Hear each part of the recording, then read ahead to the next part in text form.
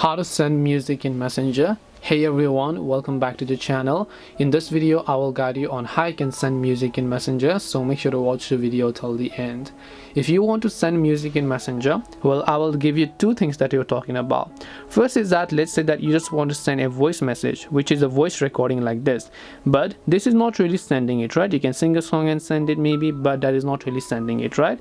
So let's say that what you need is, let's say you recorded a music on your phone, you would like to share that music to your friend and so on. How do you do that?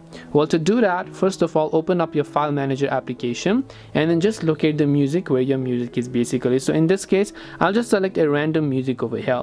Once I select a random music, long press on it and then tap the share icon.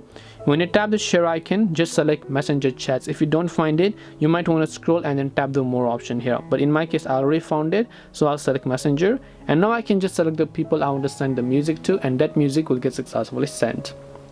This way you can send music on Messenger. Hope this video was very helpful. If you have got any questions, feel free to leave them down. Thank you for watching and see you in the next video.